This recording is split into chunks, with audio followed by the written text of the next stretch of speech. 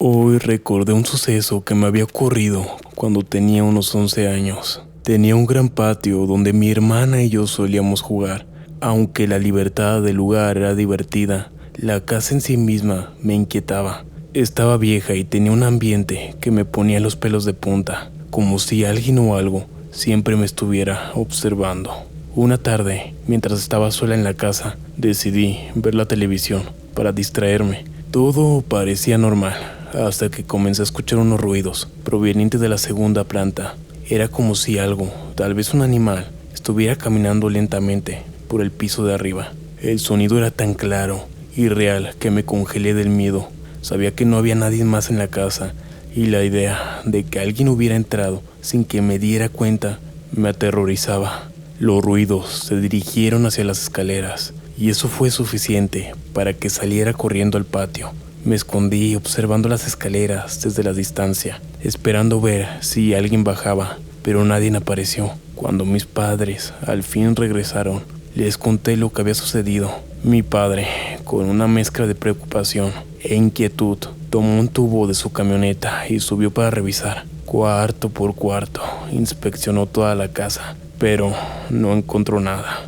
Me sentí aliviada cuando mi padre me aseguró que tal vez los viejos sistemas de tuberías eran los responsables del ruido. Sin embargo, no podía quitarme de la cabeza. Esas pisadas eran demasiado reales. Días después, mientras jugaba en el patio, escuché a mi madre gritar con desesperación desde la casa. Corrí hacia ella y encontré a mi padre bajando preocupadamente las escaleras. Mi madre estaba alterada. Nos contó lo que había pasado. Estaba tranquilamente cocinando con su radio encendida para escuchar las noticias, como de costumbre, cuando de repente las estaciones comenzaron a cambiar. Revisó las baterías de la radio, pensando que eso era el problema. Pero al volver a encenderlo, un vaso de vidrio voló hacia la cocina, estrellándose contra la pared, y entonces con el rabillo del ojo vio una silueta oscura detrás de ella. Fue en ese momento cuando gritó. Mi padre, al escuchar esto, la abrazó fuertemente, tratando de calmarla mientras ella lloraba desconsoladamente. Él intentó darle una explicación lógica, pero mi madre, pálida y temblorosa, no podía aceptar ninguna de sus palabras.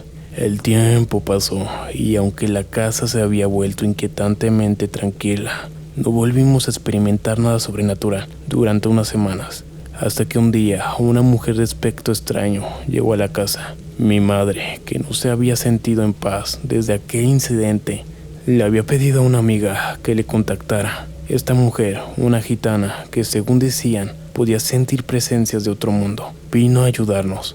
La gitana entró a la casa en silencio, observando el techo como si estuviera escuchando o viendo algo que los demás no podíamos percibir. Mi madre me pidió que subiera a la habitación y obedecí, aunque la oscuridad me consumía. Esa noche, cuando mi padre regresó del trabajo, escuché desde mi cuarto la conversación que tuvieron en la cocina. La gitana le contó a mis padres que, al entrar a la casa, había visto una silueta detrás de mi madre, una figura que luego subió hacia la segunda planta. Al describir la presencia, mencionó que también había escuchado pisadas en el piso de arriba, similares a las que yo había oído días antes. De repente, dijo haber sentido un dolor agudo en su espalda. Se quitó la blusa hasta el hombro y mostró 6 profundos rasguños que dejaban ver hasta el músculo. La jinata, asustada y desconcertada, confesó que la silueta estaba fuera de su control y recomendó que buscaran a alguien especializado en los demonios. Mi padre, escéptico, desestimó sus palabras como una manera de charlatanería. Mi madre, furiosa y aterrada por lo que estaba sucediendo, se retiró a su habitación sin decir nada más. Después de aquella noche, la tensión en la casa aumentó. Mi madre se mantenía en silencio, sumida en sus pensamientos, mientras mi padre intentaba, con poco éxito, actuar como si nada hubiera pasado. Sin embargo, la atmósfera en el hogar había cambiado.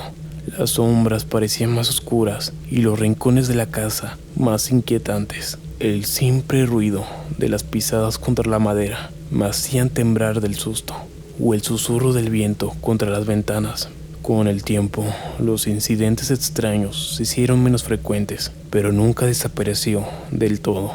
De vez en cuando escucho pasos en la segunda planta o veía objetos que parecían moverse por sí solos, a pesar de los intentos de mi padre por encontrar alguna explicación lógica. Algo dentro de mí sabía que nuestra casa guardaba secretos más allá de la razón.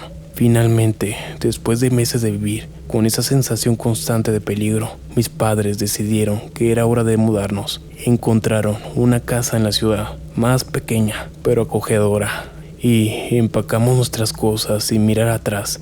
El día que dejamos la casa vieja, sentí una mezcla de alivio y tristeza. Había sido el escenario de mi infancia, pero también un lugar donde el terror siempre acechaba. Nunca volví a saber de la Hinata ni de la presencia que parecía habitar en la casa. Con el tiempo, esos recuerdos se desvanecieron, aunque de vez en cuando, en las noches más silenciosas, aún podía escuchar en mi mente el eco de esas pisadas que una vez me aterrorizaron.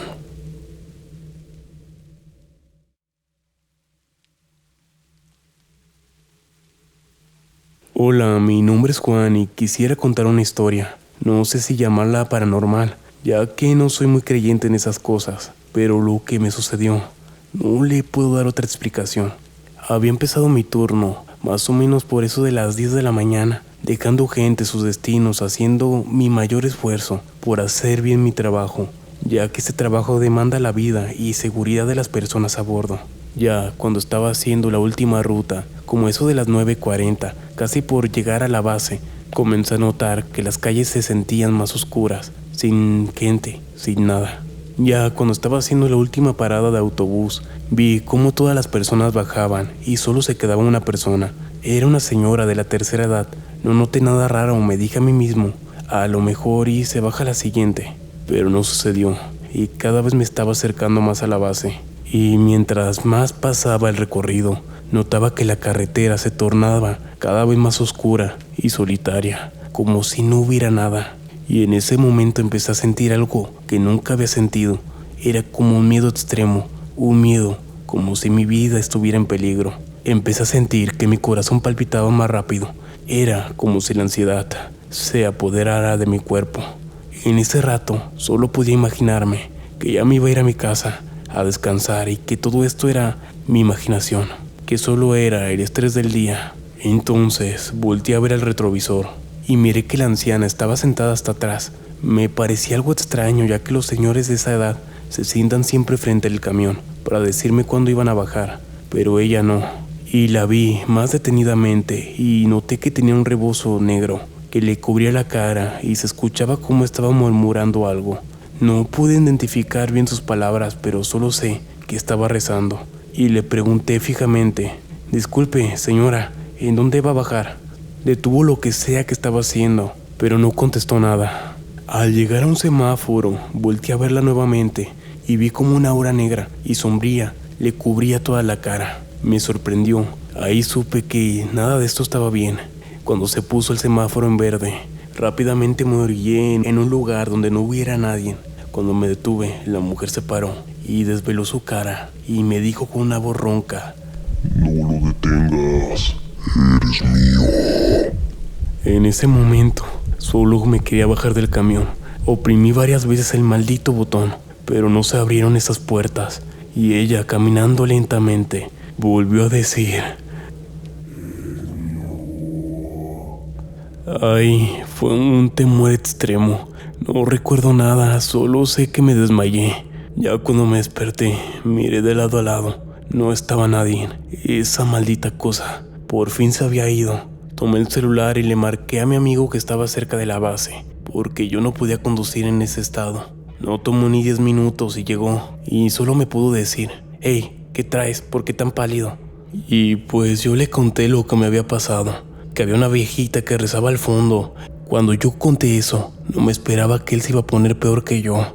Y con una cara pálida me dijo: «Hay varios que le ha pasado eso. Ella siempre se aparece en los turnos nocturnos y te dice con su voz: eres mío». Yo no podía creer lo que me estaba diciendo, pero escuché a mi amigo. Y lo que me dijo: «Ella nunca te va a dejar de acechar, nunca, hasta verte lo peor posible». Desde ese día ya nunca conduzco los días nocturnos. Siempre trato de agarrar la luz del día.